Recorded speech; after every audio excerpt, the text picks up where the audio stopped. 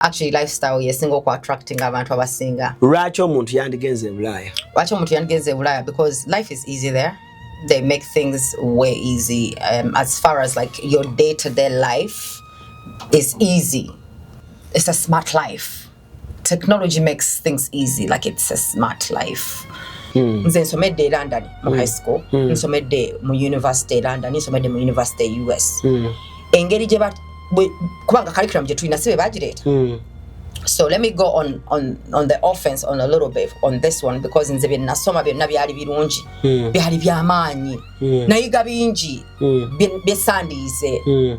Mu levels ze nasomerako high school in Uganda.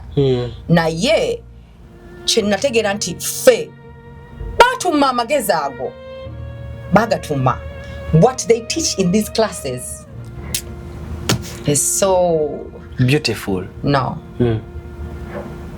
Waliwo batatusomesa batebagala tubuuke. No, ogambe what they teach. Bebasomesa eri bakuwa obwongo ne obuli wider.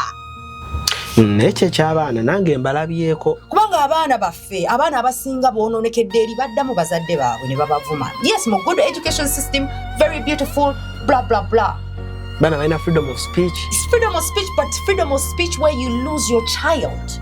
Like the government will take your child from you because you are applying the traditions that you grew up in Africa. Omwana akubuuza ekintu ng'omuzadde we n'omutunuulira bw'oti. Ayinza okutega, Mom, are you going to get me this new bag? You know what I mean? Mom, I need these new shoes, man. Basiramu bannange, Tammy's Fashion Hub ebaletedde engoye ennungi ez'omulembe nga za kisiraamu omuli jilibab, habaya, casual dresses, gym wear, office dresses, sako ne veils mu kala n'ebika eby'enjawulo okuli cotton veils, chiffon veils, Turkish ne silk veils. Tammy's Fashion Hub yasazeewo n'okutuusa engoye z'abaana abateezi abasiraamu mu size n'ebika byonna era nga bw'ogula tuzikutuusako wonna w'oli mu ggwanga n'ebweru w'eggwanga. Okumanya ebisingawo tusangibwa ku Ikotoolyo Mall edduuka namba 3 oba otukubire ku noti 787 noti 57 565 ne noti 756 255 553 ye Tammy's Fashion Hub abakutuusako engoye z'abasiraamu ez'omulembe.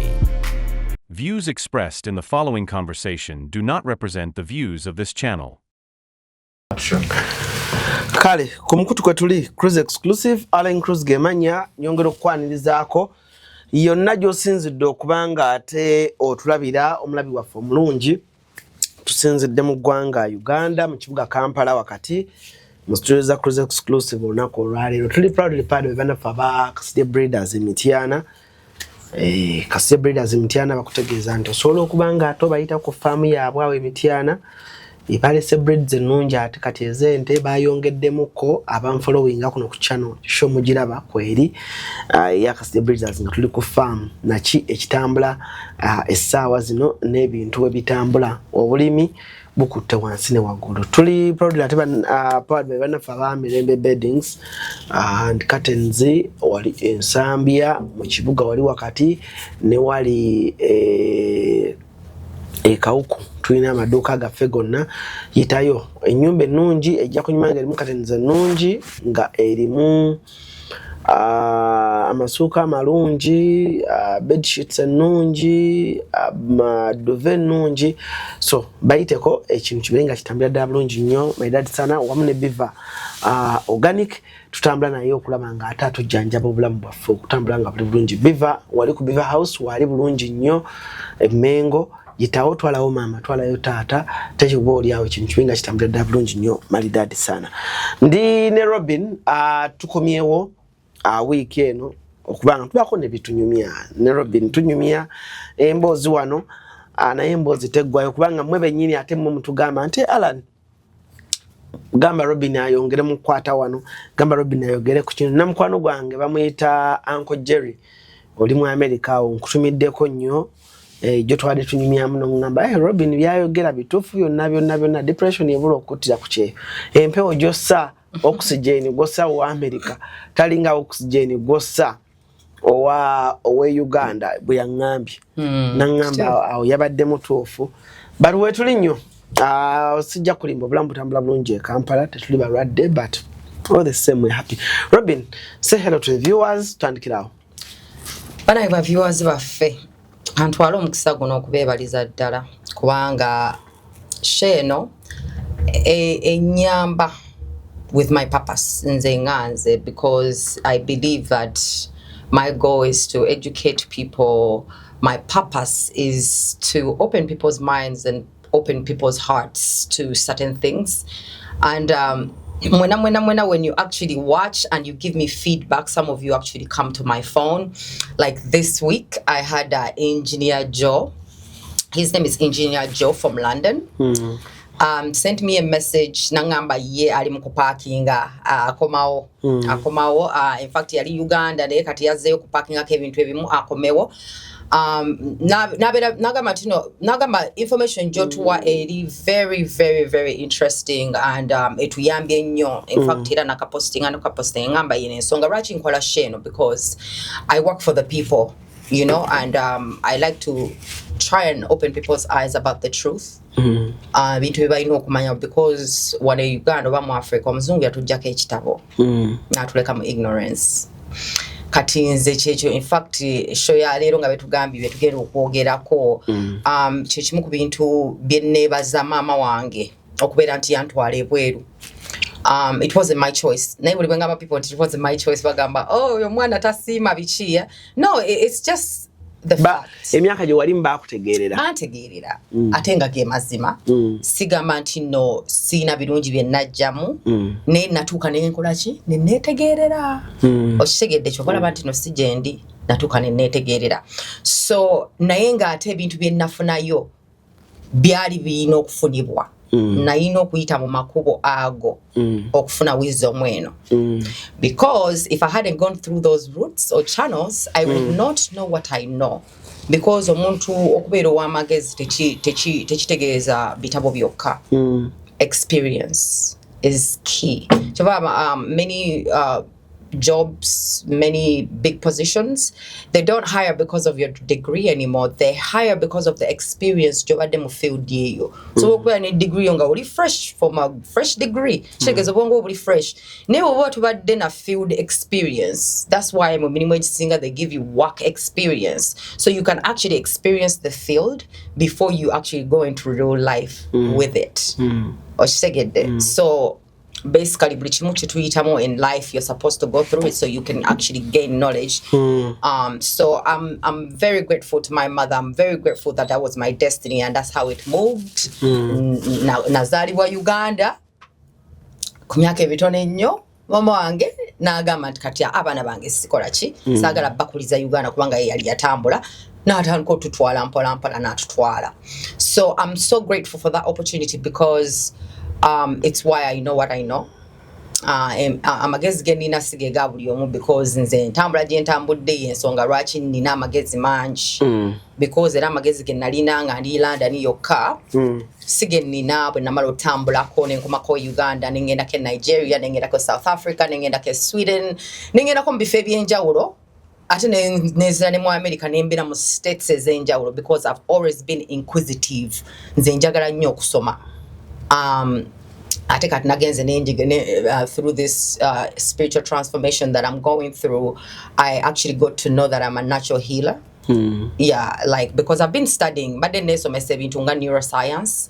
So when you study neuroscience, ogenda nola ebintu bingi nnyo.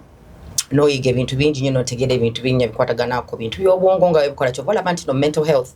Nsobola omukunnyonnyola bulungi kubanga neesomesa saagenda mu ssomero. Neesomesa era ne kaakati nkyesomesa about neuroscience, study of the brain. Kyobola neurosurgeons bibakola surgeries z'obwongo bategeera obwongo era bibasoma. But I'm teaching myself neuroscience and it's opened my eyes to many things. So nebaza nnyo abantu abajja ne bagamba nange ekyo kyankoledde ekyo kiki. So kitegeeza nti no, we have to keep sharing this message. Buli bwe tukola show tulina omuntu gwe tuyamba eyo ne bw'aba tulina omuntu gwe tubuusa, tulina omuntu gwe tuzibula amaaso, tulina omuntu gwe tujjako ennaku kwegamba kinsanyusa nnyo. So mwebale nnyo, mwebalire ddala wadde I've gone through whatever to explain this, but stage gye ndi mu bulamu bwange eri very interesting to me because I'm finding, because of my inquisition to try and get knowledge I've gotten so much knowledge beyond what I expected to actually know. I know a lot right now that I'm like, I went to school for acting, for Christ's sake. Then I saw my MDD musiru dala dala. When in Uganda we babigamba. We batugamba muno fe tuli ba musiru dala dala. It is music, dance and drama. Exactly, but guess what? Because people wanted to belittle it because they are not talented. People who call it musiru dala dala are people who egotistically can't do it. They can't sing, they can't dance, they can't act. So because they felt offended or they felt insecure when they see someone who does that, they called it musiru dala dala to give other people the mindset MDD means yabasiru. But guess what? I studied MDD in America. My college, my school, university was number 27 in the whole of America. It's ranked number 27, or at least the time I went there, in the whole of America in MDD. Because the teacher yan training I'm acting, training about Hollywood actors. Bamwita Gately. Yene bawe. Ekitegeeza Robin wali meant kuzanya mu Hollywood. Yali dream yange. Yali dream yange na ye time je nagenderayo mindset yange yali siye no jenina. So when I tell you right now the way I think in a 5D dimension, while everybody else normally you're supposed everyone is put in this bubble to think in a 3D dimension. Era fe najet functioning in nenga to muntu you can think on people who can reach the 5D dimension, people katinga abalogo, magicians, healers like myself, because I just found that out. What I studied is not what I am. So I didn't even know I was a natural healer. I am a natural healer, and I'm just only finding this out through finding myself, through my spiritual journey. Do you know what I mean? So people who are natural healers, abantu abayunga, nga bantu abera mukayumba nga kali ngabera na mukageteyo ninga abantu bali bavuga mamotoka ne bagende omusajja oyo abayunge obo mukazi oyo nga bagamba naturally mu kika kyabwe bayina empewo oba naturally mu kika kyabwe. It's because they found their gift. Okay, kale abanayagala Robin kwa side yeah. Someone is asking me Robin nangamba Robin abulire ku bantu advantages zokuliza abaana ebulaya zechi advantage y'omuntu ogenda ebulaya kyeki bitereza bityo obulamu aga twagala okuwulira ku bantu aboogera ku bulungi n'ebirungi ebiriwa kuki kukyeyo since ogenze and otambuddeko, what are the advantages? Bwaba muntu nga ali London nga category good example baba mukyalo ba mwami ali London yagomba okuleetako obwana bwe London abere nabwo era gwabaddeko era n'abaana mu America. What are the advantages? Birungi ki ebiri omwo ng'omuzadde ng'omuntu walo naali nnyo olwaleero walo neyeegomba okgenda. What are the good things ebirungi ebiri mu diaspora? So Alan bwotandika sheno waliwo akantu koteekako nga it's a disclaimer nga kagamba ebyogerebwa mu sheno ndowooza z'oyo akola ki akyaziddwa. So kati nange ngenda kukola ka disclaimer akange. So ebintu ngenda byogerako ebintu ebirungi naye disclaimer gye nteekawo nti bino ebintu mbyogera mu dimension eya 3D omuntu gwe nali nga bwe nali ndowooza okitegedde, because bwe mbikubuulira nti biri mu butuufu bwabyo mweno endowooza yange mba siri true to myself. Okay. Banneerimbye nze nga nze. So kati ekinteesaawo disclaimer eno nti ngenda bibabuulira naye nkusaba olabe to the end of the message ate owulira disclaimer esembayo kubanga sijja jogera kati. Okay. So jateekawo disclaimer endala nga mmaliriza. Mazima. So kati wano disclaimer gye ntandika nayo. Everything that I'm going to say is as according to the 3D dimensional matrix that we live in, right? But not the 5D dimension that in my mind I'm creating and I'm starting to become. So, bino bigambo si byange kati. Bino bigambo byange omukadde. Okay. Yeah, so I'll disclaim again okoma. So tugenda tandikira ku education.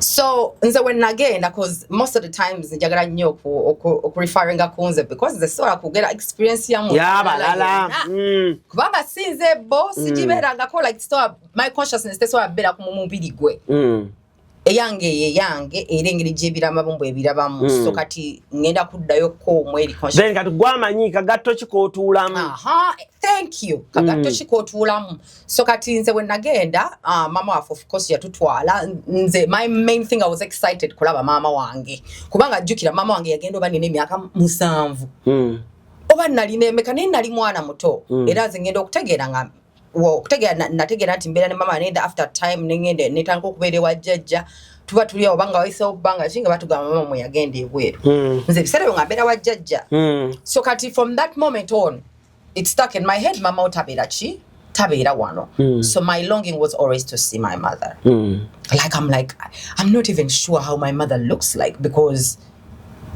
yagenda ndi mwana muto kati ngobera n'okubikiriza n'olaba ebifaananyi n'ogamba neddala ono mukazi ye maama wange so my goal was to go and see my mother like so atugamba nti no in fact nali mazeyo P7 nali maze P7 ebuloba so ne batugamba tugenda bweru omwaka guno nze ne Tabitha kubanga ffe mbiriri twali tumaze P7 we were in the same class actually my older sister naye ne batugamba tugenda bweru Tabitha yansoko genda nze nagenda twagenda mu mwaka gwe gumu naye Tabitha yagenda nga mu July nze ne ngenda mu December so but my bigger sisters bo bali bagenda 99 the way like the year before us so tugenda nze ndi excited to see my mom and then I reached there. And of course, I was so happy and chance okulaba like ebizimbe, yeah, like airport yo car. Nanjitulira nga sirabanga ko kizimbe kyonna mu bulamu bwange okujjako mu firimu ekifaanana nga kino ekizimbe kya airport kubanga ennyonyi yasooka nyingira ennyonyi nga kwegamba everything is just sichirabangako like it's like the films bendaba mu movie byendiko ani yakutwala nagenda bwo kyokanga ndi mwana muto myaka 10 hey yeah so because story je nagenderako nali togena mu story nedda ngamba nali sirina muzadde wane Uganda bazadde ba tatange yali mu America mama wange ngali London so kati nga sirina muntu gwentambula ne kwanga zalinge na joining mama wange so kati nga nina genda bwomu naye bo genda bwomu goli underage the flight attendants bakuwa like a specific flight attendant to take care of you until they hand you over to the person azokuchima kwa airport a Gatwick because at that time zenavira yo Gatwick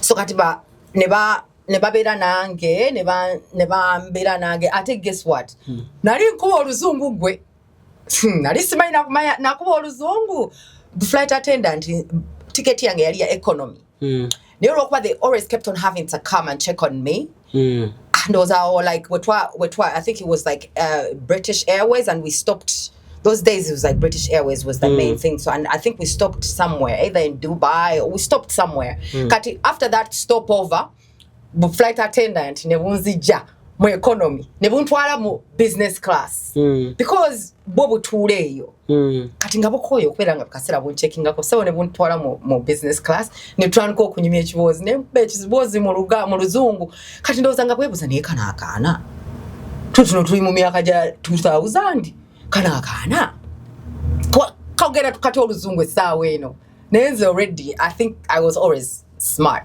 always awake so abakazi ne basanyuka nyo ne bampa pound ya 2 nga tutuse London nali size manyi era we natuka nenzi wa mami nemga abakazi zino sente ze bampa de so I meet my mom then I see the buildings buildings was nice so then what hit me now is when we get out of the airport because Gatwick eri walako. Teddy Heathrow is in the city. Eri mu kibuga mu London. Gatwick is outside of London. So first it was I think it was like winter time because it was around December because that's winter. Nature so okunzija enviri ku mutwe. Kwe kulaba emiti nga tekuli bikola nga just emiti jiryawo. Nga gwimide bwe guti ne mitabe jago nga tekuli wadde ekikola n'ekyo. So I looked at it and I'm like, it was no film zenyini right. Kugamba nga obwongo bwange bwali butoye naye nga tebukirabangako nga sikitegeera. Kyakunyumira. Ekyemiti obutabeera kubikola tekyanyumira kubanga tekyalabika bulungi era obwongo bwange, and now I know why. Because my spirit never loved that, never liked that place. So ekyemiti obutabeera coach, I'm like and then nempewo. It was cold. So that was the first thing. I'm like, immediately I'm excited, I'm with my mom and everything, but the body immediately was not happy. But I overrode, like I override that. Like you know how you override on a computer? Because the brain is a computer. People don't know. The brain is a computer. So you override it and you're like, I'll deal with that. So I did the override, and because I'm young, I completely got over the coldness and got over the trees. I'm like, now I'm here. Mama wange, waganda wange, woo! Wadranging happy. Cause then my mom, then it starts hitting me though. My mom, yali olunaku ku airport, nga inogenda ku shift that same day. So because there was no one at home, she had to go with me to the shift. Okay. Yali akuli outside the Stratham. So na agenda nange ku shifti. So kati nze olunaku nalumala mu waiting area. But it wasn't boring for me because again, chifo mama wange kyali akolera mu ngera nkiraba enzigi zandabirwamu buli kimu oyitawo bwisi netegwa elevator nali sigiri nyangamu.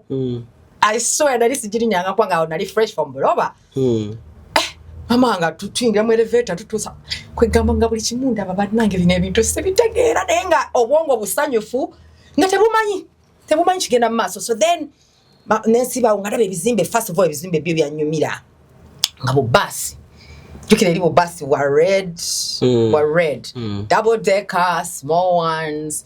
So and the streets are really small. So the UK is like picturesque.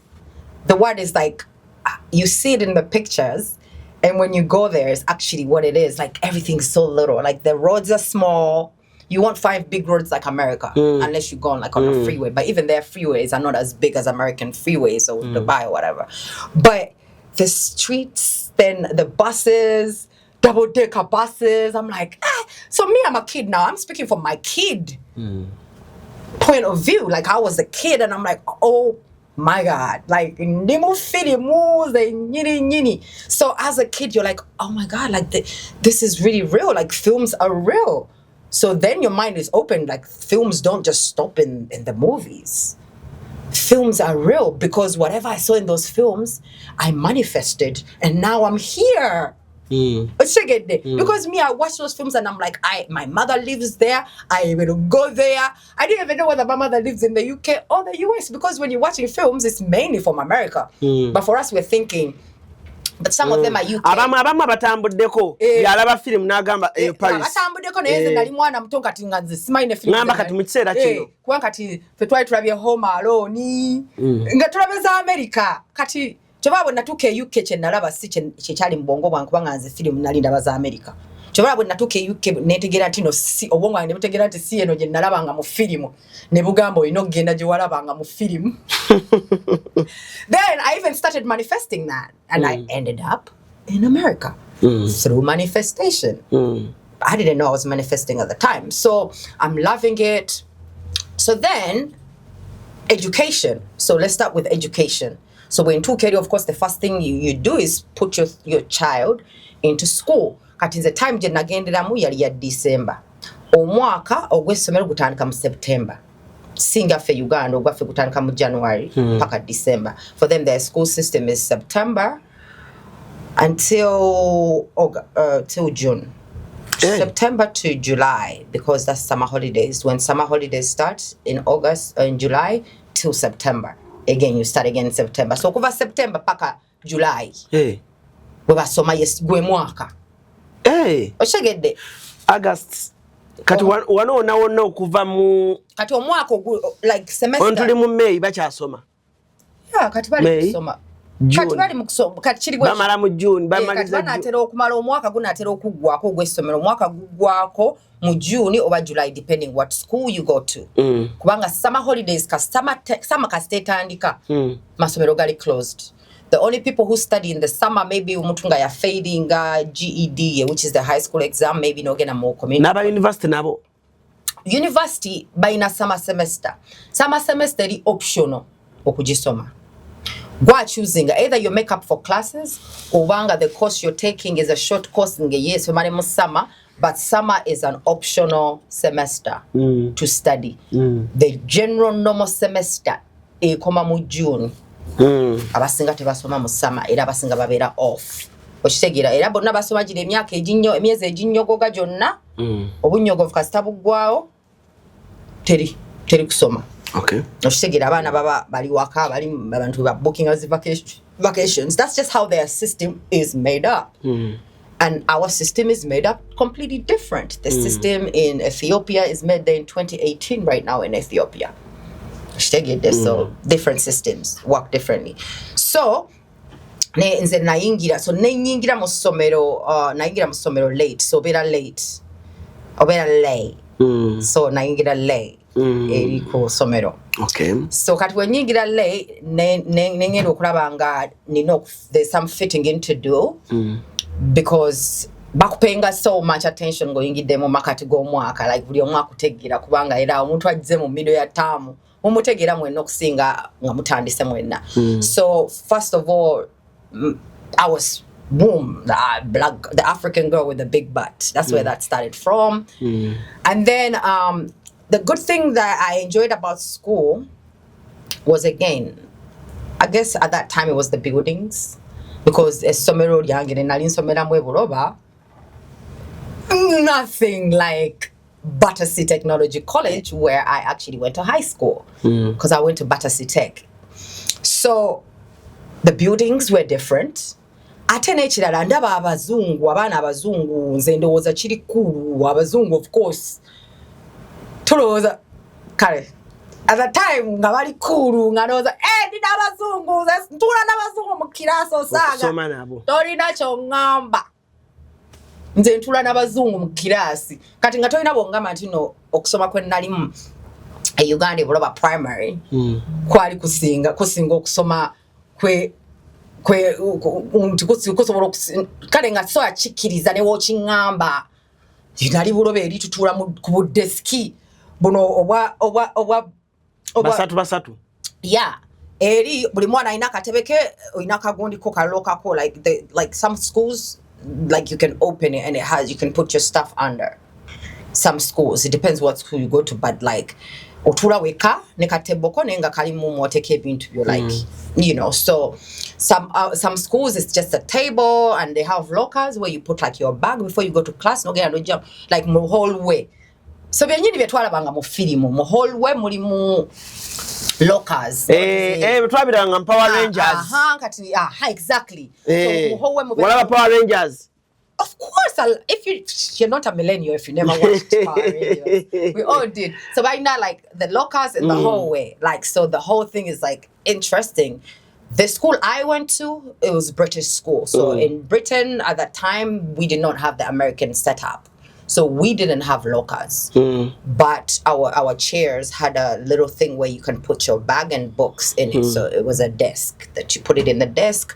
If you want to put your jacket, they have hanging things where you put your jacket nga wakayingira or wakanko hanga ke jacket. So that setting is an American setting. Mu movie. So katinze, I never experienced that American setting because in the UK, by the time I went to the UK to try on a prom, call a prom, because that's a whole American culture that they've actually brought into different schools. Even here in Uganda, we're doing prom. Twakolanga reverse party. Okitegedde kusomera mwennyini ng'ate oyambadde koyambadde ka dress kaliko ennyini kabavana kewakango katerese ka last day kiromo. Okitegedde.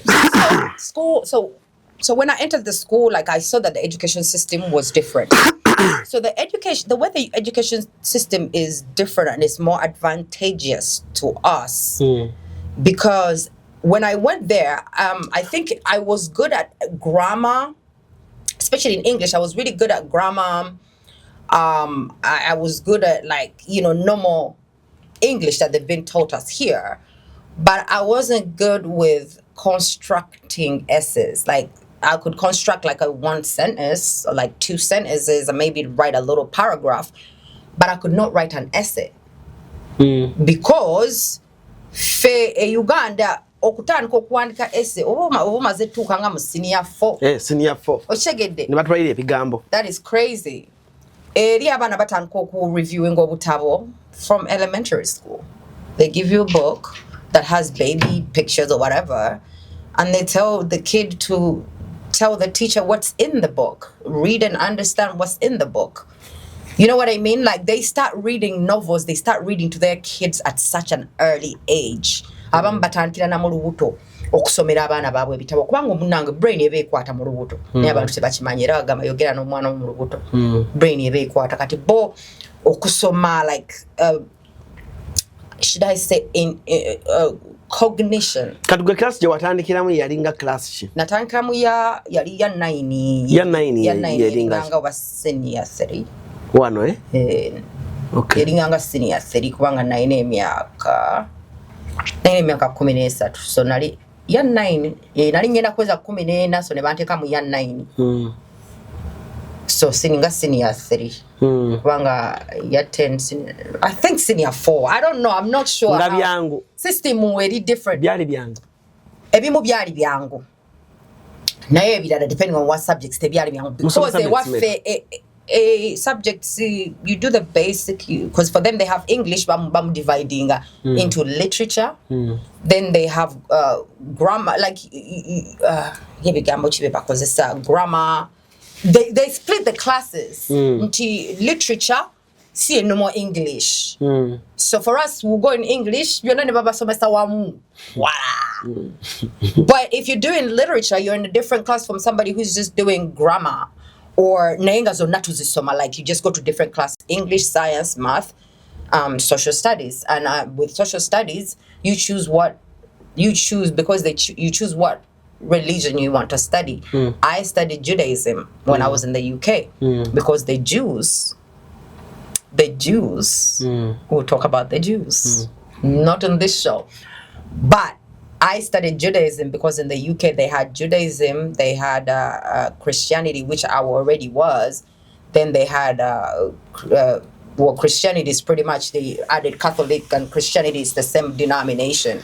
So it's Christian, Islam, or Judaism. I was not interested in Islam at all. I was already a Christian, so I did Judaism. Temasoma history. We do all those things. You do history, they have those.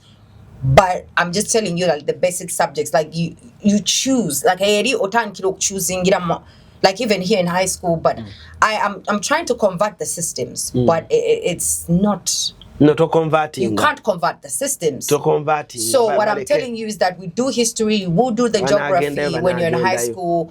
You will do all that, but the way they teach it there is not at all. The way they teach what? Buli kintu kye basomesa kumayanga yana omuzungu banange. This is what I'm telling you because kati nzukuse nze nsomedde London mu high school, nsomedde mu university London, nsomedde mu university US. Engeri gye kubanga curriculum gye tulina sibe bagireta. So let me go on the offense on a little bit on this one because nze bye nasoma byonna byali birungi, byali byamaanyi, nayiga bingi byesandiize mu levels ze nasomerako high school in Uganda. Naye kye nategeera nti ffe batuma amagezi ago bagatuma. What they teach in these classes is so beautiful. No. waliwo batatusomesa ate baagala tubuuke. No, ogambe what they teach. Bye basomesa eri bakuwa obwongo ne obuli wider. Okitegeera eri wewe bakusomesa okusoma kwangu because ba opening a mind yo tebakuteerako bino bya kufailinga nti ogenda sigala mu kibiina tekuliko fear factor ya kusigala mu kibiina. Hey, naye wano n'osoma otemba oko bagenda kukuba kibooko ya biro. That bullshit.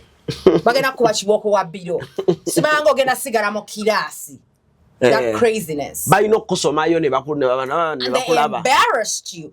How are you supposed to love school or ite when that is the situation they put you through? So bagenda kutema. Exactly. How? Kata points. Omwana watabeera ku buzibu bwa kubeera ku bunkenke anxiety ya kuyita. Because okusoma baku making it easy. In America, they have a system called I think it's multiple choice questions. Abazungu bajivuma kubanga bagamba yabasiru. Because which at some point I would think so too, because Nasoma you can in the US is way easier. Education is way easier. Which is why the British call them dumb, because they are dumb. But then the UK it's advanced. It's way more advanced. Even British people think different from American people. That's just a fact, and we can argue all day. The way the King of England spoke to Trump the other day when he went to the White House, you could tell that the wavelength of thinking is completely different. Hence why the education systems completely different. So, so multiple choice questions is how this goes. Bakubuza, what color is the sun? Then they take out blue, yellow, green, red. Kati ngoino choosing amwezo. Hey, of course yellow. Chacha kugamba. Bani ababuza bwe batyo. America. So they do what they call a multiple choice questioning system. Omwami joya yampereza chai yampulira nga nkolora. Manyi ndi mu flashinga system yange nampereza tikati gwenta demuno yampulira nga nkolora kati excuse me.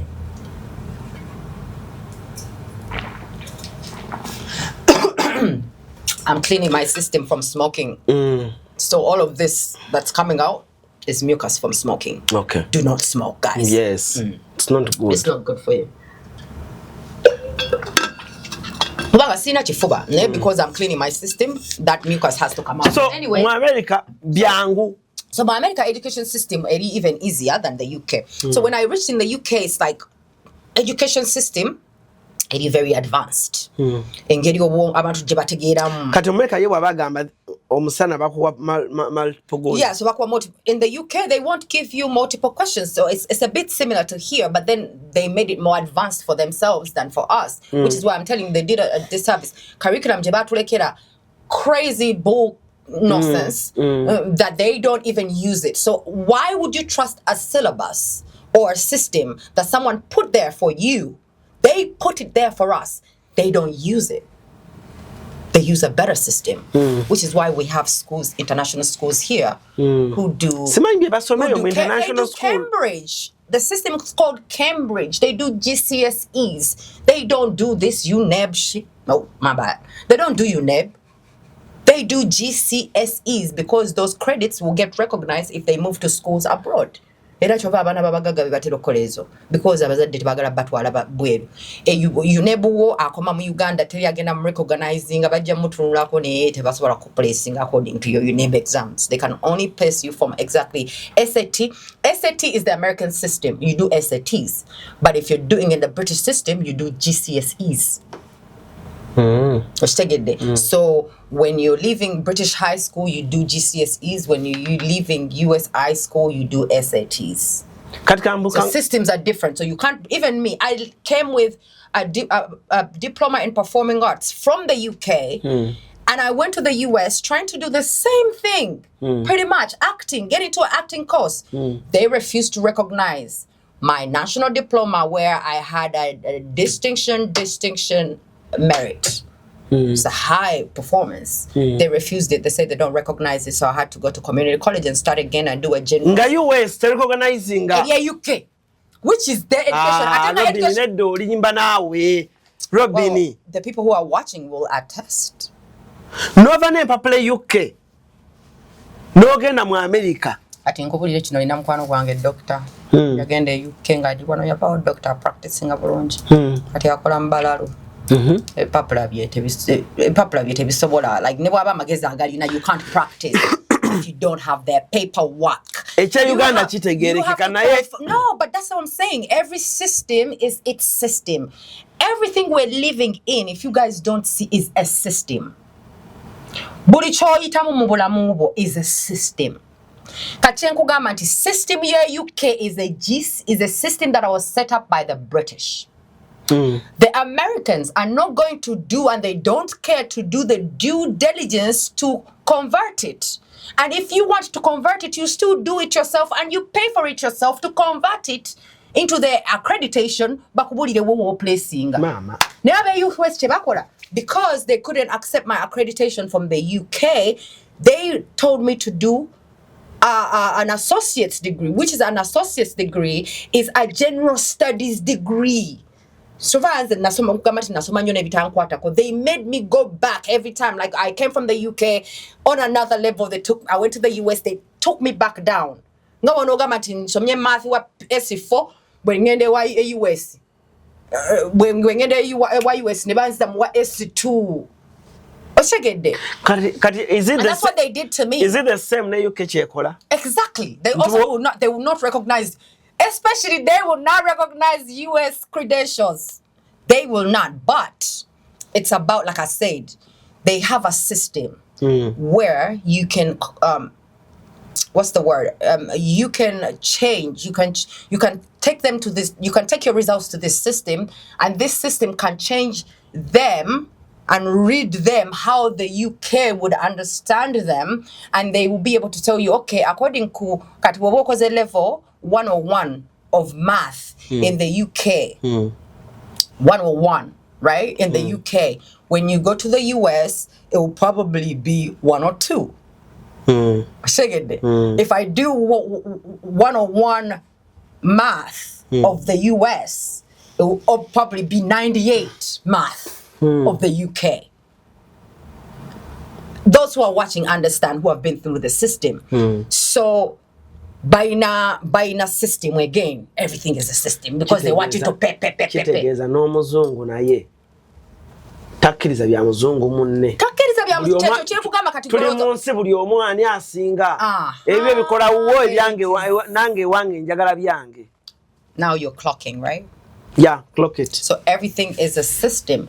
Buli omu akola according to system. Yes, omuntu tabeere UK na kwesiba ko nnyo my system ya America tajimanyi. Olwokuba abeera UK. Tajimanyi. Abana ku TikTok bagenda kayomberamu. Listen. Omuntu abeera wa? I want you to listen to me because I speak this because I have experience. I lived in the UK for 7 years. I lived in the US for 9. I lived in the UK for 7 years. I lived in the US for 9. So I know how different the two systems are because I don't know what someramu. Don't be nasomeramu. UK nasomerayo. So kata when vile UK or who switching to the US as a student. Kati know like our was Jida mvude UK. I am 20 years old. I entered school 21 in America. Mfuse 21. Naye bali balina okunzizayo ngansoma naba 18. Because they could not accept my credentials from the UK. So I had to do a general study. So I had to do an associate's degree for 2 years before I would be accepted to go to a 4-year college to do my initial degree in acting, which is a bachelor in fine arts. So when I was at Pierce College, so when I went to the US, I went to Pierce College. Already my national diploma in UK. Phew, they don't care. Bisigale mutwego gwamanyi. Be keeping ku bitabo byera mama ka diploma kange kalina je kali katudde somewhere mu bipapula byange kubanga ke UK kamanyi. So US US. So I did my associate's degree at Pierce College in Washington for 2 years. So that was basically doing English, math, science, 101 English, 102, 103, 101 math, 103 science. You choose classes where if you want to do physical education, you can do physical education. What choosing I'm like senior 4 we're picking at me. I'm gonna do egg at peace posh. Robin. Zona system osomedem. Kubanja kuva ku education sector tugendeko mu sectors endala. Zona system osomedem. 1 bulungi kyo buzirimu. So obulungi obuzirimu naddala eno kuside y'okufuna emirimu ne kuside y'okukola. Ekirungi nti obwongo bwo bugulibwawo ate nga bw'obanga ofunye degree from any of those countries that I've mentioned, at least the 2 I've mentioned that I've lived in, your degree can work in almost any other country pretty much. Like it's recognized on a higher level, like if you come from America or the UK. But this also goes it's only a thinking. It's not that they're the best.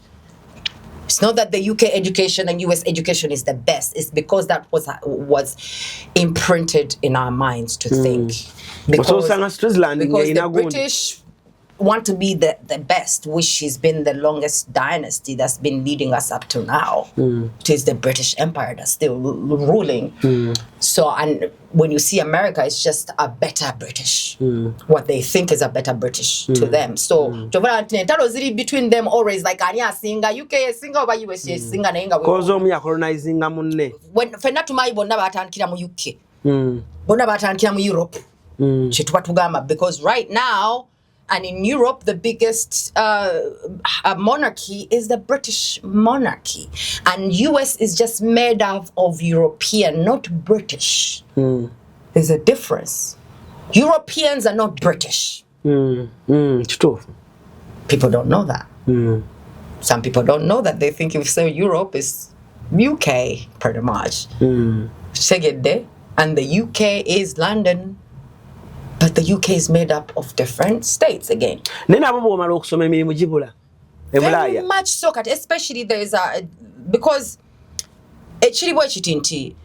my system Uganda so let's say for example, people who went to school my time, what they faced was the Great Depression. So like whether you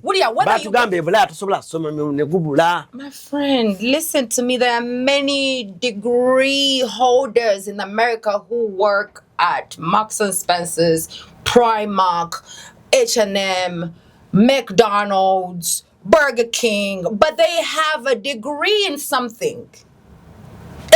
Uganda. Abana bagamba Robin, abana bagamba wane Uganda wosanga omwana akoze masters n'asoma degree biki n'abula omulimu naye Bulaya. No, kyenkugamba nti no osobola ofuna omulimu, but it doesn't mean ogenda funa omulimu in the degree wasomye. Abasinga emirimu gye tukola eri nga tugenze especially for abana Uganda si bye tuba twasomye. Nze nayingira ngama ne bw'osomera mu America. Nze nasomera mu America. My higher education. Nsolo kola medicine mu America ulira nasomera mu America. University je nasomeramu nge ranking 27 mu bintu bye nali njagala okusoma bya acting. Degree je nali nkola bagita BFA, Bachelor in Fine Arts. Teacher ansomesa buli wiki a training aba Hollywood actors. Rachi City Hollywood. Baswazi niga bakyali mu ngate go yagala ba Rachi City Hollywood. Ati kugamba Rachi City Hollywood. So that's what I'm saying. It doesn't mean, trust me, just listen. It doesn't mean that because you went to school no studying at your studying chechigendo okola chi chechigendo okumakinga chicholi okusoma kuli part of what they call the matrix. And what they teach you is what they want you to know. They don't teach you everything. That's why people like us who are inquisitive, we found more knowledge, because knowledge ali musomero is basic knowledge. Chovala abantu bagamba ofunya degree okola n'ofuna degree cho waliwo omusajja gwe nalabye mu Uganda ng'ali mu nnimiro ye ng'ayogera kuba oba banatwekera obatwala amasomero kubanga bibasoma ne degree byonna tebirina makulu mutuufu. Zino degrees emusoma byonna tebirina makulu. In the real world tebirina makulu. So soma siba discouraging us soma of nezi degrees or tebirina makulu. Kubanga degrees zonna ze nasoma. Nazisoma kubeera na information mu bwongo wange. That's what I'm saying. Wisdom. People, so we saw the wrong thing. Like, at the time, nali ndowooza education, when so many kye kigenda okunfuula someone ngaggawale naye okusoma kwe nasoma kwampa amagezi. Naye ate si kwe kugenda okungaggawaza. Amagezi ge nkuŋŋaanyiza mu life altogether. Ge gangaggawaza okutuuka wano wendi. Oshegedde kubanga nkyagaggawala kubanga kati ate ndowooza nga bagagga. Luli nali ndowooza nga abanaku nga ndi mu 3D thinking. Now when you go to a 5D level of thinking otegeera otandise okulowooza nga abagagga. Kati kankubuuza Robin. Bwe muba musoma e Bulaayi eyo. Like system eyo. Wafuna omukisa ogusoma ku history. Yes. E UK. Yes. Musoma about Africa, Uganda, ba John Speak. No. Kati leka nkubuulire. Wasomera mu UK mulala. So let me tell you. Fyo wano batusomesa Francisco Dalmeida. Kati leka ne batusomesa Sir John Speak nzukiza akaawo. Banzukize kaawo. No. So kati kankubuuze. Kankubuuze. History wa Uganda. History wa Uganda. Nti history wa Uganda. Omumerica oba mu British omwana weeri amuyamba coach. Amuyamba nti amanye nti jajjaawe John Speak yajja eno n'azuula the source of River Nile. Kati mwe baba balimba nti no John Speak yajja n'azuula the source of River Nile kye batusomesezza. Kifu. We'll go to that lesson later. Chifu we fufululululu nga gye nkomyezza. Who discovered the source of River Nile? Jesus, God. It was there. It's not even called River now. Lake Victoria was not even called Lake Victoria. It was there. These people beteekako ebintu bibatakola tubalabe nga ab'amaanyi. Oshegedde. So there's no reason why a British man will go to their school and write a syllabus of Ugandan history. Unless you go to the university and you actually try to study about African history. You want to actually African history. Go to university after you've studied this general bush crap that they teach you. Then you go and learn more about African studies. And then we're going to show fire. So what I'm telling you is everything they're telling us is a lie. No, they did not find River Nile. They did not find Lake Victoria. They did not invent it. Do you hear the nonsense? Amazi bagasanga okatoyinza okungamba amazi gosanzeewo nti gwe yagazuula. Wano tewaliwo bantu we bagazuulira. Waliwo nalubaale. Nedda tewaliwo bajjajja baffe wana Uganda we bajjira ba John Speak. Baaliwo. Kati John Speak ya finding a Lake Victoria. Oba yagituma butumi erinnya lya queen waabwe omuzungu tusobola okuwashipinga queen waabwe spiritually. Everything they taught us is a lie, and I want you guys to wake up. Kati mu high school temwasomako about Africa. Ngatumwagaza ki John Speak? Bakusomesa about their history, and even their history that they teach them is history that they want to imprint in their minds. Do you know what they teach them there? In America, I saw a lady on TikTok the other day, and she was so upset. She said that she was doing homework with her daughter, and they're doing homework, and she saw what they're teaching them about Black history, and she could not believe that is what they were teaching. What were they teaching their them? Kids. They were saying, this is what the Americans teach. They teach that Africans were taken from their land because they were peasants. There was nothing. They were just living with animals and they didn't have nothing. So they took them and brought them they were made.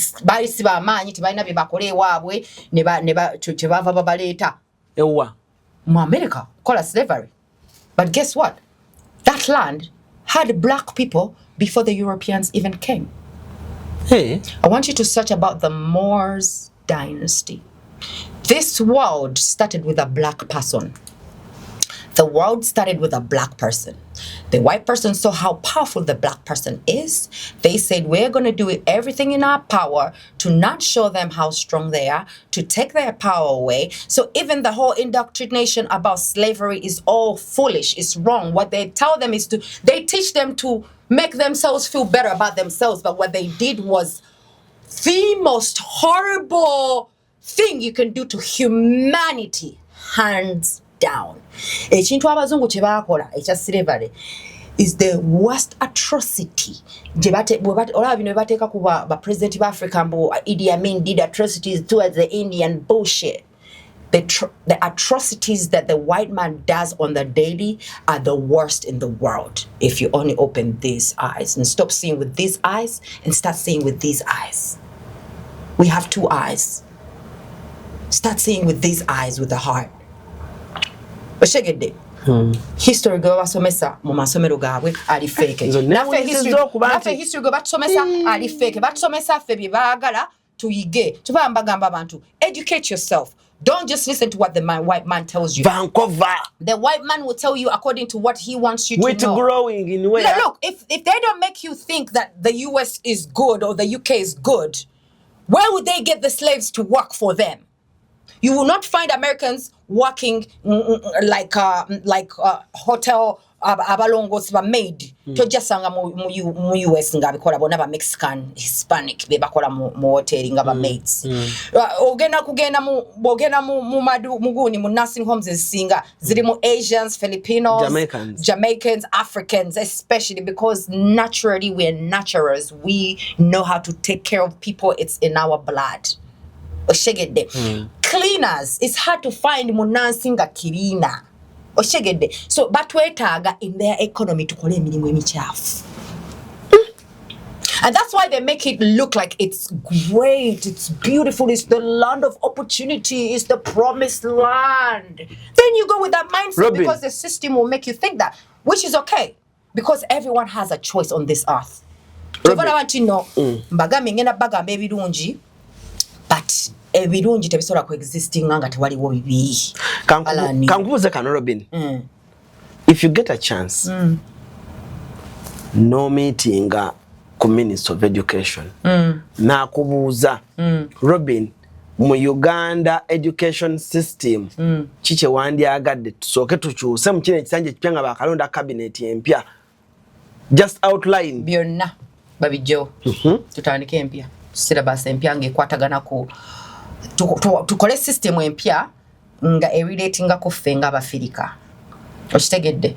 First of all, tujjawo oluzungu tandika okusomesa abaana baffe mu Luganda. Olulimi nga mother tongue yo. Oza lwaki abachina tebasomesa mu luzungu?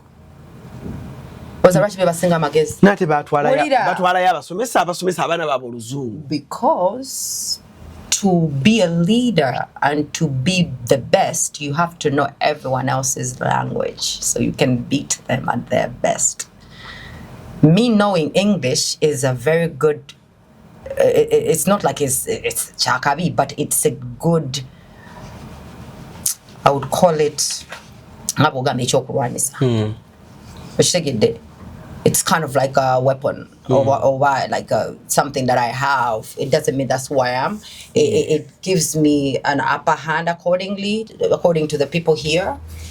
Speaking English, some people say it as chakabi, and that's one thing that I say, that yes, going to the UK gave me an accent, but it doesn't mean if I'm talking it like DC, I am not passing the message along, and the people are not understanding what I am saying. They are understanding. They understand me, in fact, better and correctly, better than when I'm talking like this. Because when I'm talking like this, I'm confusing them with the accent that actually came in my head from a foreign land, from a colonial land.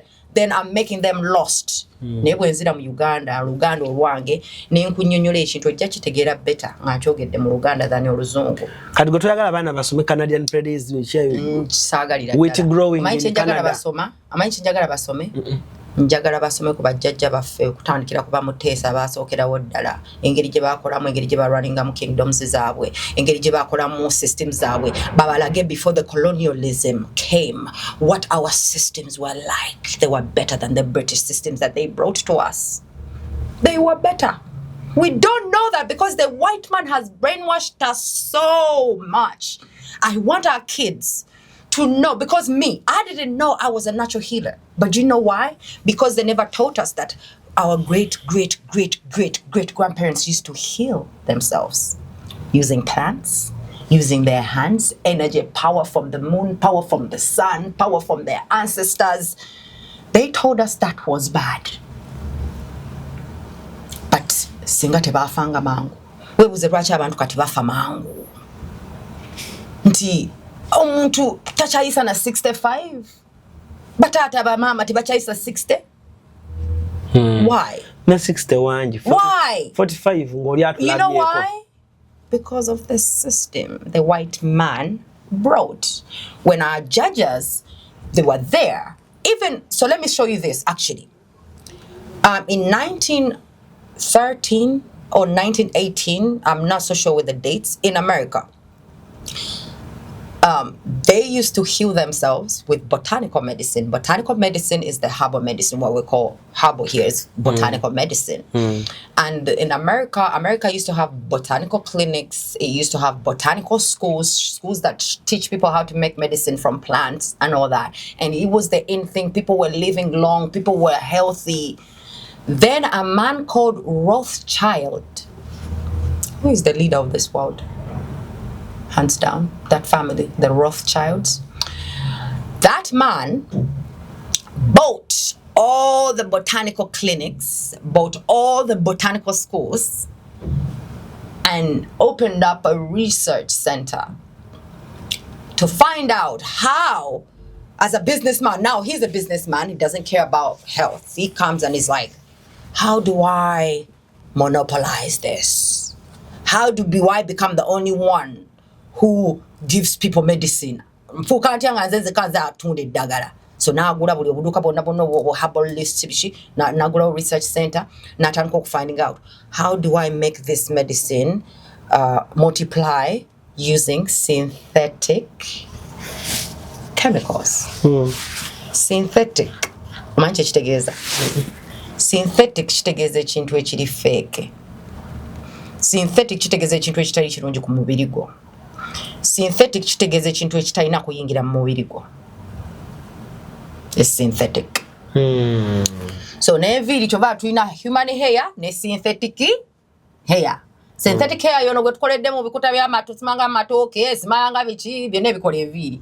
Human hair bamujjako abayindi kati ngono unayinza kuba naye ngana synthetic nga tetumanyi nga batulima naye abayindi both they actually give their hair away. They shed their hair and they take it to their temples, and the big hair people buy it and sell it to us. They make it better and sell it to us straight from the head. That's why it's called human hair. Okay. Then synthetic means fake. It's made from a byproduct and it makes hair. Hair thing. Do you know what I mean? So Rockefeller bwagula zino clinic ye natandika okukola eddagala ng'ataddemu synthetic stuff to omuwendo gweyongere kubanga jukira if you are botanical clinic ebintu plants zibeera ntono oyina buntu bwobutonotono omuntu omuwaako kamukolererawo synthetic medicine, you take it all your life because the minute you start it you keep taking because it's highly addictive. But then guess what? Bagamba omuntu asinga okubeera ku makerenda abeerayo no ne kidneys n'ekibumba kubanga byebisengejja. But why is it medicine that's supposed to help me? Lwaki atabeeyo no n'ekibumba kyange kulowooza bulowooza. So Rockefeller kyekyo kyenkugamba nti baatulaga nti neddagala ly'omuzungu lyerikola naate tetumanyi nti ate eryo lyeritakolerako ddala. Era kino nkyogera just sigenda kyesibako kubanga munnange sinina gagenda mukomera. Ate wakavaayo. Nakavaayo. So just abantu abana Uganda njagala twesomese. Nti omuntu kyakulaga wano si kyabeera ayaga like kina kikozesa kufulishinga. Shegedde. Like this is what they say about magicians. Akulaga kino gwe no concentrating ku kino nga ate yalina ekirala kyakola making a trick here to they put your attention here when their motive is actually nga kirala. And that's just how we work. That's how the system works. They will make us believe things, and we do believe them, unfortunately, because we have no choice. We are in a system. Tugenda omulamu katono nnyo bwe tukomawo tweyongere ne Robin ng'atubuulira ye ebbanga lyamala birungi ki byalabye era byeyafuna wawa omusolo ne kale birungi bye wafuna byo byogama ku Bulaaya nti eri 7 eri 9 mbatuba ku education kena kweyongerayo kale tukomono tukwaniriza ku Kasirye Breeders Emitiana wogenda okusanga ennunda y'ente eri ku mulembe n'omutindo omulungi. Ente zaffe enteeketeeke era nga za lulyo omuzungu zayita pedigree mu bika eby'enjawulo omuli Flick View, Holstein, Friesian, iShare wamu ne Jersey breed ezigenda okuwa amata okutuuka ku liita 36 ne liita 46. Jangu ku faamu yaffe oyiga okulonda ente z'amata osobola okwenogera ku nsimbi. Bw'ogula ente zaffe z'amata ng'era oyize n'okuzirunda ky'oteekamu ky'ofuna. Tukubire ku noti 75863938. Osobola n'okutugoberera ku YouTube oba TikTok n'osobola okumanya ku byonna ebikwata ku kulunda ente z'amata. So kale tweyongerayo ne Robin. So Robin tweyongerayo. So education so ketutuveko because our education so losulawo. Hatenga education just bizimbe byebirungi. Okay. Tugende waddako. Naye bwe ngamba lifestyle, when we go on the lifestyle side, actually lifestyle yesinga ku attracting abantu abasinga. Lwaki omuntu yandigenze Bulaaya? Lwaki omuntu yandigenze Bulaaya? Because life is easy there. They make things way easy. As far as like your day-to-day life is easy. In that so for example can't choose can't you get mungeri mu Luganda mungeri no like explaining mungeri abantu bayinzo kitegeeramu nti bwenzuka kumacha like bwenzuka kumacha Bulaaya like first of all it's a smart life. Technology makes things easy. Like it's a smart life. Like I don't have to walk anywhere if I don't want to walk anywhere. Like if I wake up and I probably I don't want to have breakfast. Or sagara kugenda ati ngende ku maduka ngule manga ngula maji manyansike like ochitegedde nti bin mwana. You know what I did that is because bino ebintu byembagamba byangu. Naye ate wembirowoozamu ate mu ngeri eri endala ye ate bikumenya ku mutima nga mbibagamba osegeera ne let's go on. I'll find a way to make it easy because nze njagala nnyo okwogerera mu mazima mwana. Kati wempulira nga njogera ebintu nga mazima ge gali eri omuntu agalabanga amalungi naye nga ate nkubulya amazima gatali malungi kiina engeri gye kinkosa mu mutima. But let's continue going. So let's say, for example, life is smart because of technology. So it gives you the feeling that you don't have to hustle too much. Like everything is on your fingertips. Like if I want to order something, I can easily just on my phone. Which people who live in the uptown life here in Uganda, they kind of experience similar to that kind of lifestyle. You know what I mean? Like I can afford like if you work, life is easy. If you work, it's easy because everything is on your fingertips. Like, let's say, for example, you want to go to the bank, right? Like, if I want to go to the bank, I'll either do it on my phone and do whatever I want to do over the phone, or I will get in my car, drive through a drive-through, and never have to enter the bank. Drive through a drive-through, deal with the bank person without maybe seeing them or without even seeing them through a talkie. Drive through your bank. Like wagenda UK. The UK video we did mainly in the US. In the US they have a very lazy culture.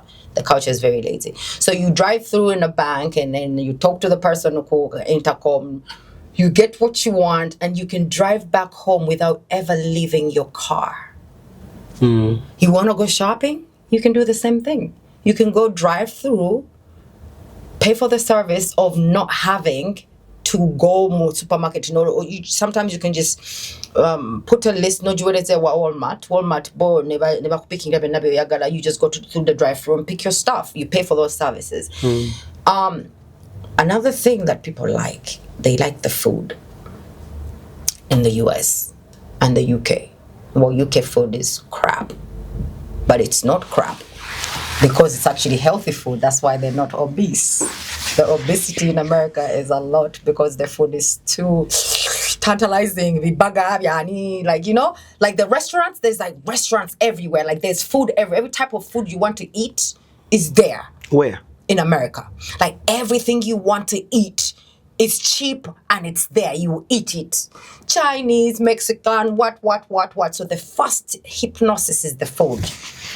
That's why abantu bagende weru olutukayo ng'agejjerawo.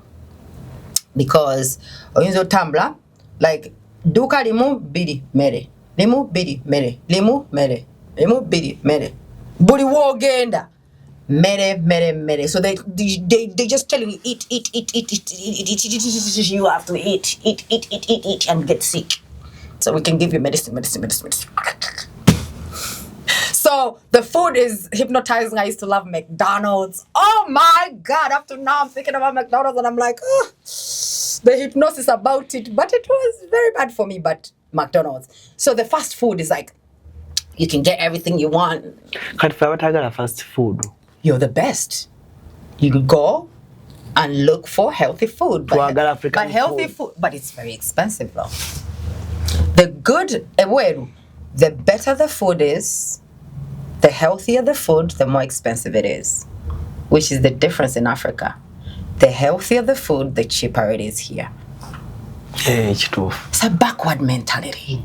The more expensive the food in Uganda, the worse it is. The more expensive the food, the worse it is. The cheaper it is, the better it is. In America, that's what I'm saying.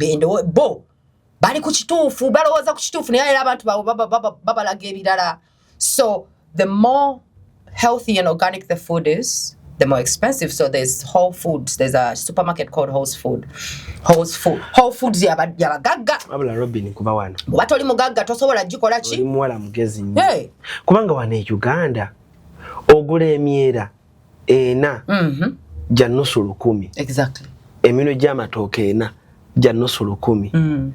Kyokka n'ogisanga mu hoteli ey'ebbeeyi nga giweddemu buli ekiriisa bagigasseeko biki simanyi amatooke bagagasseemu biki simanyi biki akatogo ne bakutunza emitwalo 3 n'ekitundu naye ng'ate spices na biki byataddemu bibi kuggwe ulcers zigenda fuka ulcers tomanya ani eyafumbi because ne energy y'omuntu afumbye naye eri important etujja kugenda olunaku olulala ne alani kyekyo kyenkugambye wano nti nsobola okubulira ebintu ebirungi tugenda byogerako naye buli bwe mbyogera ng'ebirungi ate bwenzijukira nti ate sibi nti mindset yange tekyali eyo kati golaba bwokitegedde nti wamma Robina oli mutuufu ettooke lyange nenneefumbidde nga lirimu ekinyweebwa nza obutungulu nza bwesikidde nza akoze kisitadde muganza aligata sijja kwogera brands kono na brands z'abandi taddemu bibirinzaali ebigenda okwokya olubuto tomanyi gotaddemu just kanyanya katungulu freshness oba notekamu ka olive oil Nolia, something really, nga chili good for your body because only plants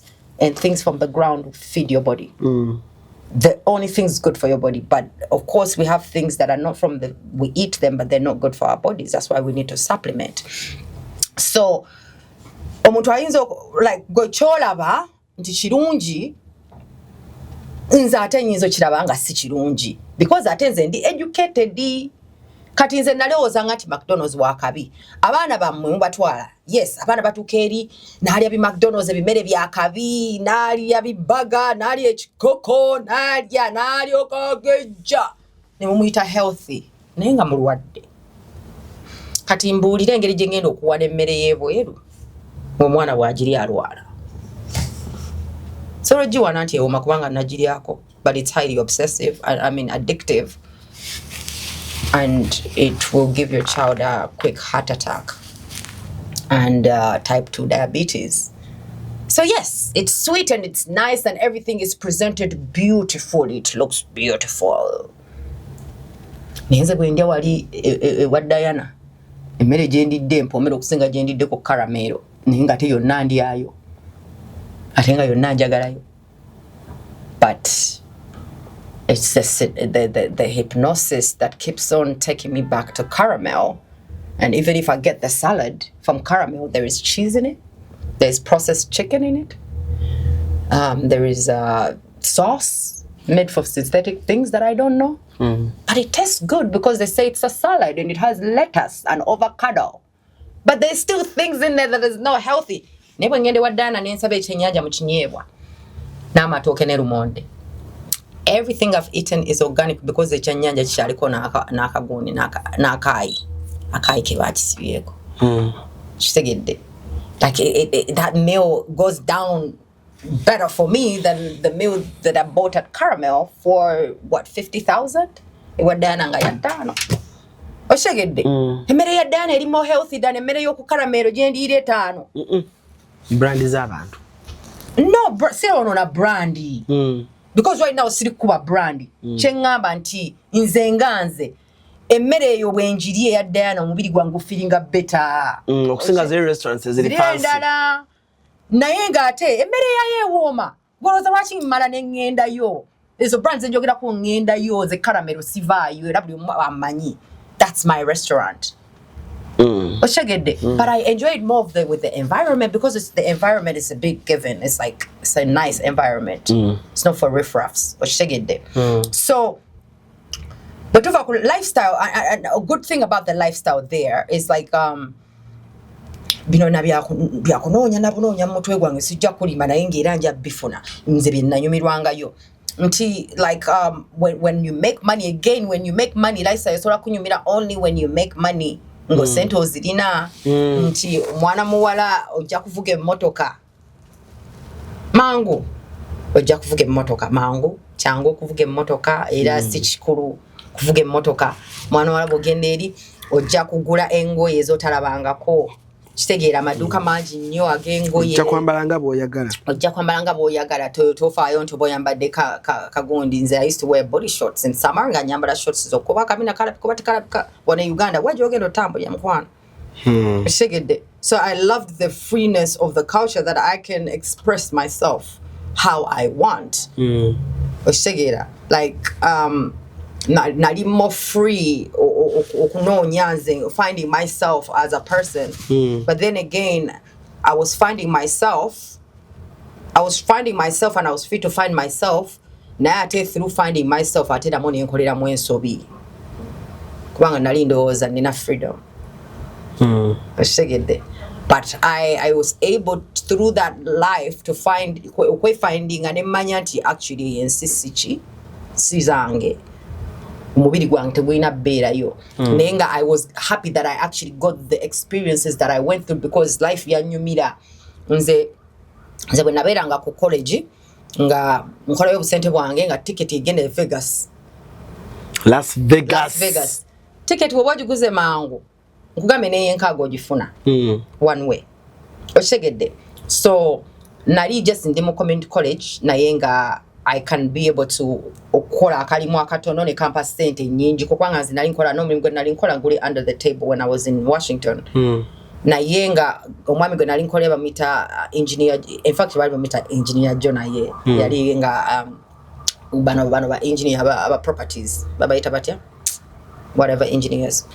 So nga yalina akalimu ke yali ankozesaako nga yampa $9 an hour naye nga nkolera under the table. So nga busente obuntolo obukunganya nefuna trip yange to Vegas na weekend ne tulinnya ennyo nyine tugenda okitegeera. So like oyina engeri gy'okula mu life n'olaba nti okola kati oli mukola bintu by'abantu bakulu kubanga life eri ekukuza mangu. Ebulaaya life ekukuza mangu teri bino bya kyeje ebye Uganda okitegeedde. Ekukuza mangu ekujjamu ekyejo. Yes, ekujjamu ekyejo era buuza omuntu yenna yali agenze ebweru n'ekyejo nti teyamalako. Bogera n'ekyejo tomalako eri eyina engeri gy'okuzaamu n'otandika okulaba ebintu because the way the system is set up you cannot afford to make a mistake because a small mistake can take you to homelessness. Very small mistake like this can take you to homelessness. So kwegamba there's freedom of speech to an extent. There's the freedom to express yourself, like if you're gay, like like there's people who are gay or lesbians, they're free to go and express who they are because for them they don't see it as a problem, which is why they give them asylum every day. You have your freedom of speech, whether it's good freedom of speech or bad freedom of speech, you will have your freedom of speech. Which is why when I talk about guns in America, I don't believe any person who is saying mumagezi game mutwe omuntu ategeera ayino kubeera ne mundu mu nyumba ye. Because lwaki omuntu aba ayina okubeera ne mundu mu nyumba ate ne batuula ne bakidebatinga ne bakidecidinga on wano e Uganda tufa bameka ekiro ate tulina mundu mu nyumba tufa bameka tetwebaka n'ofuluuta n'endusu ne ziyiika batalya kutawaanyiza kiro. Yes, bu petty thieves mu ebiri, but why would I need to sleep with a gun in my house here in Uganda? Unless I'm like, I bet you Ham doesn't even have a gun in his house because he probably doesn't think like that, or he has a lot of security that he knows no one can attempt to enter his house, but they can. But guess what? That freedom can also become a problem if you see what I mean. So freedom of speech, you do what you want. You can call yourself a goat, a real goat, or cow if you want, and you have rights to say I don't identify as he, she, whatever. I identify as it. And you're free. Teragena kuwakanya if you identify nze ndi mbuzi. Nze ndi nte. Nina right yango okuloza nti ndi nte. Era nabo ne bagamba oli nte. Ne mu passport ne bateekamu nte. Nenga ndi muntu ntambula. Ne bagamba yasazeewo. So that's the freedom. So that's the freedom. So you can either take it to the highest extreme or Chwagamba nti omwana omuto example she omwana omuto bomuterawo bakuli ya ice cream ajajira yonna agezeeko kimalawo ngatamanyi nti nagenda kufuna olubuto leeta. Okitegedde? Bakuli ya ice cream efunisa olubuto? No. Osobola okulya bucket ya ice cream n'otafuna olubuto ne lutakuluma oba n'ogenda mu toilet n'otandika. So omwana omuto bomuterawo bucket ya ice cream abaawo masobola kumulya ne soda nga tamanyi nti later ajja kulya aliye later olubuto lugenda kwekyanga. This is how systems work, right? They'll give you all the freedom. You have the freedom. And then you don't want to be a woman anymore. You want to be a man. And then they tell you, guess what? You want to be a man? Okay. Here's your hormone pills. Here's your mpiso you have to put in. Here is medical appointments you have to come to every month. Here is so at what cost is your freedom of speech? Yeah? So you can do that. You can do that. We know Beyonce became a man. But if she tells you the side effects from taking those hormonal things, if they had explained to her what it does to you, she would never have turned into a man. Nedda. You have no right. Alan is Alan can't kubulire. She's happy. She has spoken. No, Beyonce is my friend, actually. This is my friend, someone I've seen when she was a woman. My friend, she came to my house, we talked, she's dated some of my friends. I know Beyonce when you get a call. Siri mu criticizing kubanga mabana Uganda muntu wayogera ku kintu ekita making her comfortable. No, what I'm saying is Beyonce yeke nyini yajja ku social media n'atubulira ebizibu ebiri mu kukyusa sexy yo. Oshegedde ya ino kusala kama beere naye tulowooza kino byonna byayitamu okusala kama beere n'okutekinga ezo hormonal tablets okufuuka okufuna ebirevu n'okukyusa eddoboozi. Tolowooza nti nebijja mu birungi byokka. So you do have the freedom of speech. And it's a good thing because you get to choose oba njagala kubeera bwenti oba njagala kulabika bwenti. Okitegedde. So bwe tuvaawo okusooka era tukyali ku kya lifestyle ti engoye kwambala engoye nga bw'oyagala osobola okuvuga emmotoka mwana muwala ojja vuga emmotoka be Uganda bakulaba ng'oli wakabi. Okitegedde. Emirimu sente ojja zikola n'abaana mbaweerere. Sente ojja zikola abaana ojja baweerera.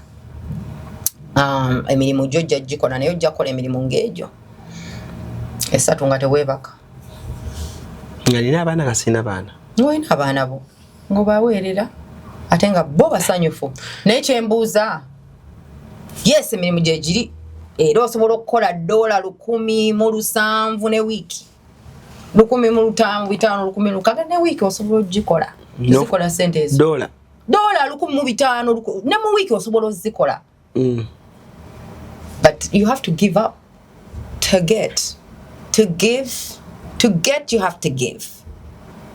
So I can't tell you only the good things. I'll tell you the good, but then what it comes with. So you can make so much money and change your whole family's life in Uganda. You can change their life. And that's what my mom did. She died at 55.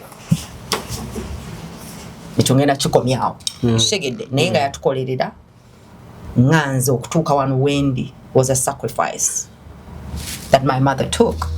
She took that sacrifice. So so you can change your family's lifestyle in Uganda.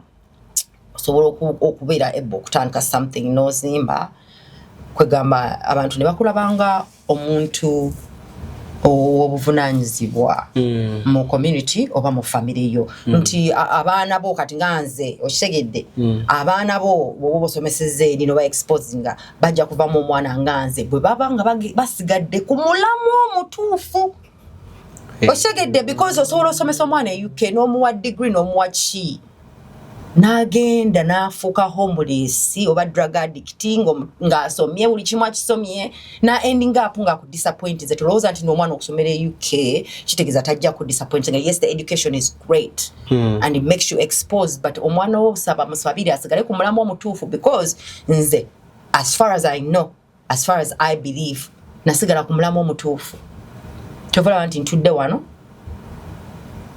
ndi mukubabuulira ate nga bawulira ate nga babitegeera byenjogera abaagala otegeera kati omuntu eyakugambye nti Robin ayogerako ku birungi yachiko ayaga yes ebirungi gye biri era tulina obyogerako naye that's only to stroke someone's ego and make them why do we call a mistake it's okay it's a pat on the back what we're doing is a pat on the back for someone to feel comfortable watching your show. But what we're doing in the real truthfully is wrong. I cannot sit here and start talking about the good things and not talk about the bad that those good things actually bring. Mbera nkoze disservice eri abantu. Neche ky'abaana nange mbalabyeko. Kubanga abaana baffe, abaana abasinga boononekedde eri baddamu bazadde baabwe ne babavuma. Yes, mo good education system, very beautiful, blah blah blah. Bana baina freedom of speech. It's freedom of speech, but freedom of speech where you lose your child. Like the government will take your child from you because you are applying the traditions that you grew up in Africa. Omwana akubuuza ekintu ng'omuzadde we n'omutunuulira bw'oti. Mom, are you gonna get me this new bag? You know what I mean? Mom, I need these new shoes, man. But Mom, I wanted these shoes since last year, man. But Mom, that's not fair though. These are the UK kids. That's not fair though, Mom. But I've been waiting to get this new iPhone. Like, are you telling me that I can't get a new one? It's only $185 to top it up, man. Come on, Mom, you're not being fair. But do you know what your mom has to go through to make that damn money? She don't sleep. She doesn't sleep. I better go shift it. She don't know. iPhone here. Then you talk her like that. Yeah, poundage. Yeah. Poundy. Then you're like, what are you talking about, Mom? Don't talk to me like that, Mom. Hey. Shut up, man. Hey. I swear a boy will tell them, shut up, Mom. Shut up. Don't talk to me like that. Don't touch me, man. Don't touch me, man. Bro, don't touch me, man. This is a son talking to their dad or mom. Don't talk to me like that, bruv. I'll knock you up, bruv. I don't know what you're talking about, like. Man, don't talk to man like that. Nah, again, I'm saying. Mwala. Hey. You're not gonna tell me about that. If I love him, Mom. Don't tell me what to do. You're not gonna tell me what to do. If I like that boy, I like him. It's not your problem. You're not the one who has to sleep with him. Yeah, it's okay. It's okay if you don't have to give me your money. It's okay. I'll make my money. No way. I just tell Mom like this, Mom. No, I don't care what you have to say, Mom. I don't care. Mom, you're always shouting at me. You don't need to shout at me, Mom. You can speak low and I can hear you, Mom. Don't scream at me. I'm right here. This is your child. Linda ko Robin. Ng'omwana ayogera ne mama mufirika oba taata mufirika. Bananga obiba birala. Mama babuze. Muwala wange nali mu America. 3 years. 3 years. She's been to school. Where did she get this or from TV? I don't know what I refused to give her or what do. Do you know what she told me? Mom, you're stupid. I was a roko shendere maga shatara yoko shatara bogo koko kisikete. Nakakwata, kamya kesatu. Nakakwata, labayo. Nakakwata waiting on yeraga bokoze nganjega nakazinga mbwenti. Okanyiga muti, nokanyigira abantu. Nokanyigira no bot. Nokakuwengo. Nakakwata, nesoka neka pepi neka pepi kumatama. Patojanga mbiza tokamba wa myaka 3 mukazi watu abije ko TV oba abijewa nemwe abazadde b'Ebulaya akana kakwateye okateka wano wakati wano bekati omanyi eno bagita ngufu gikola bwoti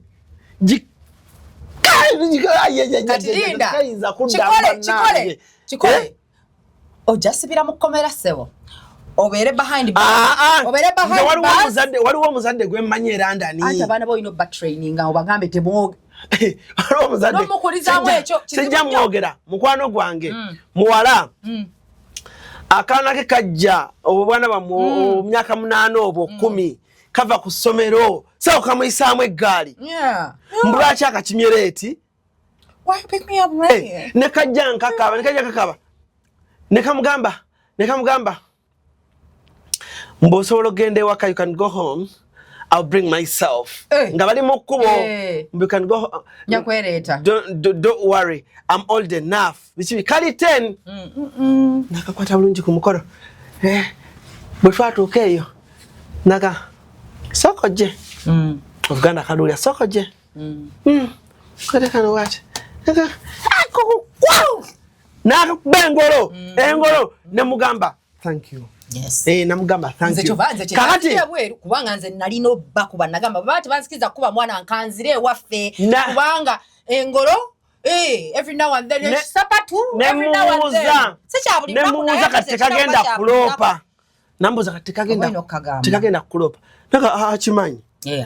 Okunze mama affe yatugambanga nja kukuba ate nkuwe essimu okubide police ejje kwenonle ekutwale toliddamu kundaba oloza kinanduma nze nga toze mukundaba era gwe omwana gwe kijjo okuluma nga bakututte kubanga era abana basinga ba reporting abazadde baabwe babatwala na regretting nga yakagenda mu nyumba y'omuntu omulajuke na baddali ya mmere ya Uganda bamukolera obundazi bamukolera sombusa natukeringa bamwe bisandwiche ebinyogo ganga byalina okulya nagamba nyi essimu nakubye yache mama wange nalope wache nage ekyo kyatukawo waliwo omwana yachikole Sweden eyo oba yali Sweden oba UK era oba Manchester yalopa ewa mama we ne bamujjako omwana nakuma wama ewaka yo gutwala wamuda ku video twali wano so kyenkugamba nti omwana ogenda muteka mu system gojiraba nnungi naye lwaki abana bamwe babafuga.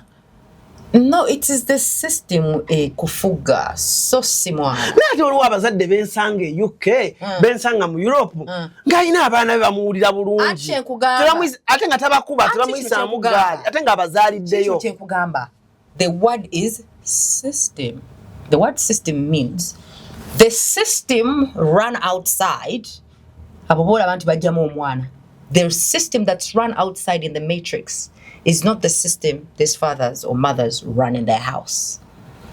Bomuzungu bwe yangamba abana bange okuba nalimba kuba mbo abana bo bayisanga ali mu Africa ne muddamu kimu nti oluyingira olujjo olulaba ene befuuse Republic of Uganda mu nyumba muno ebate kyali America kati awo muzadde omu ategeera bwatu bwakuza omwana namugamba nnyabo oli mu America wano oba oli London wano oyo nonsense wa wano tetujja genda naye.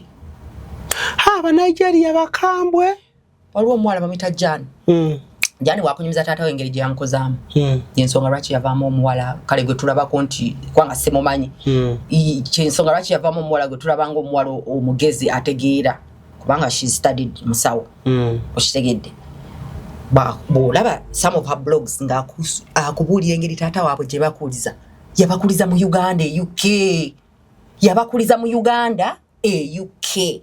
bw'osobola okugyamu omwana naye Abannayuganda tulina amaalo village excitement. You go there and then you copy the system that actually they created to be against you.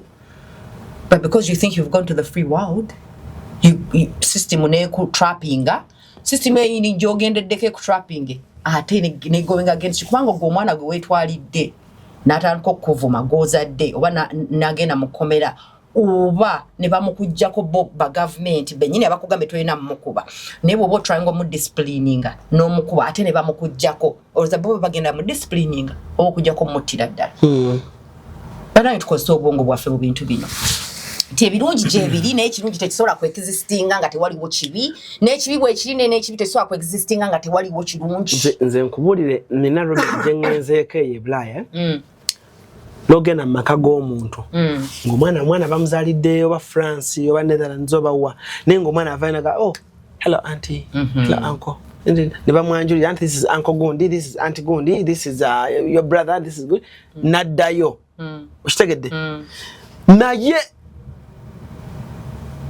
webuuza nti ate oli baleeta muleete ng'asookedde na Kampala naye ate empisa z'oyo omwana we mbi nnyo ate nga bwe yali e Kampala zaali nnungi. Mama we ne taata we oba yenna yamutwala ye yaba yamuteekamu eyo village excitement ate n'amwonoona. Eba village excitement. Yes, Abannayuganda bagenda ne village excitement ne bagendera ku buli kimu omuzungu ky'abawadde. Muntwala abaana Bulaya. No, si kutwala butwaza baana naye mwennyini bw'agendayo agenda ne village excitement kati ne bw'atwalayo omwana n'amuteekamu village excitement omwana n'akola ne village excitement ate that exact system bw'ogenda nayo ng'olina village excitement yo yennyini ekufuula omusibe waayo. Kyekyo kye nkugamba omuntu okujjako omwana wo n'amutwala. Abata kutadde mu ntaano bakomera lyakufa. Mukwano gwange yantwalako ku ssomero nga tukima omwana we. N'ensanga Omunigeria. Omukazi. Naye gwe bali abakazi Abanigeria engeri gye bano n'abaana ku ssomero ogimanyi. Tebabo basigana mu lulimi lwabwe. Tebatta wana. Olaba Omunigeria ye muntu asinga okwagala ensi ye ng'ali ku abroad. Okay.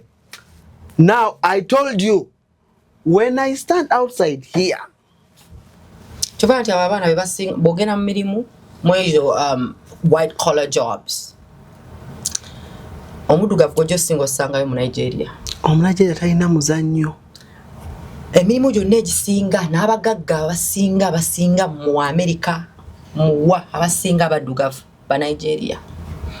Bannayuganda tuli batono. Bwe mu Nigeria muveeko. Bwagenda ebwerwa exporting so oba importing oba exporting agency mu Nigeria n'agitwala e UK kuva ku mmere kuva ku njogera kuva ku neeyisa bo creating ne communities zaabwe abaana baabwe bakuzanga. The village raises the child. If I'm a Nigerian woman find you stealing from what and they know your mother I go tell your mother they can even come and beat you and you're not their child in the UK. They say in the UK they say Emeka I know your mother. You over here stealing. You come here. Now you come here. But Nigeria, they create a community when they go there to they become very successful. Ugandans, when we go there, we split ourselves because we're used to the dividing and ruling thing. Abanyankole tebajja bera na Baganda. Abaganda tebachoka muri kunsinda. Lera mulese village excitement wa mwewe Uganda. Kwa ya ula Abanyankole na Baganda na balugwala. Era ne mubitwale eri Uganda. I mean, monsiza mwe. But Nigeria, because even their countries, they're community based. They will be with each other by your Igbo, by your Yoruba, or by your who. They are all Nigerians there. They are proud of their system. They're proud of themselves. They excel. They know how to beat systems. But Nigeria, they know what they call beating systems. Go back Nigeria. Go back Nigeria, America. You're hacking a system, your green card. Ya America. Namale myaka ngejo. 5 ngagabira abantu green card. Aba Nigeria. Ya Joseph family Nigeria. He knows how to hack the system to give them a green card. No, you get no green card. Myaka ejo. Nateba man. So that's what they call a person who knows to beat the system. Nigeria gano muzungu mudaminga down. Nigeria gano muzungu mudaminga down nadala nga atuuse eri bali aggressive tebana abaana bawe bavaamu abaana neera nabo mulimu bambi bali abaveri ne village excitement nga tebasoma era ne ba end up nga abaana bawe babafuukidde bisassalala ku Bulaaya. Tuwunzike show ya Robin. Yes. Yeah, ebigambo ebisemba tuve wano. So ebigambo ebisembayo nga nagambye exclaimer jengendo bawa nti Bulaaya eriko ebintu ebirungi bingi gwe byoyinza okulaba ng'ebirungi but ebirungi ebyo bifuna at what cost? There's always the question you should ask yourself. At what cost? In fact, I'm going to end with this story. So I remember Red Superstar recently went to Canada, right? Red Superstar nze nayisimulirangako kulwala mutima bichinzera yana mukwano gwange nga butwe meeting nga Robin ekyo nga tosana mula bantu omuntu aliko ekizibu ku mutima gwe. Maybe he had that problem before. As soon as Red Superstar went to Canada, me and him were talking. Red Superstar omutima gwe ne gufuna obuzibu. Empewo nze nkimanyi gwali week nga tegusobola kuhandlinga weather eyo mu Canada. Omutima gwe ne gufailinga. He was in a coma for some time, maybe a month. Omuntu yavaano nga mulamu yakatuuka akuba ekyeyo kye laba omutima gwe gumufailinga n'abeera mu coma. Abanayuganda ne bamusondera ssente ne bamujjanjaba either bamuteeka mu pacemaker mu mutima okumuyamba omutima okukuba ne pacemaker si nnungi omutima gwe gwina kuba gwokka. What I believe is that the weather was the #1 reason as to why his heart failed. The environment was not good for his fragile heart. So at what cost? Is it at the cost of your life? Is it at the cost of your freedom? Is it at the cost of love? What cost are you paying? Is the question, because you are always paying a price when it comes to those people. So mwebale nnyo tulaba emboozi tujja kwogera nnyingi nnyo abaagala okwaccessinga eddagala erya supplementation because abantu bebweru mwetaaga okusupplementinga very much so because temulya nnyo bintu biva mu ttaka temulya nnyo bintu bizaamu mu mirimaanyi so always make sure you have a supplement whether moringa chigaji kakomera ekintu kyonna kyomanyi kidetoxinga omusaayi gwo n'omubiri gwo because emmere eyo gye mulya si nnungi at all era bingi nnyo kwange no show badde ina kwogera ku mmere naye engeri gye tubadde twagala switchingamu naye nga if you need to supplement and you have someone who can get you herbs in Uganda you can call 0744 046 613. If you're in Canada, you can contact me because my husband is actually there and he has moringa. So boboli Canada ngo yagala moringa oboli US Richard yasobola okuweereza moringa kubanga yagenda ne packets eziwera. Eri namba yemu osobola kuba ku namba yemu eyange ne connecting ku Richard I don't know if na supplement you. So the need for supplementation is very important. And in fact, the next show will do beyond the need for supplementation. It will be a health show.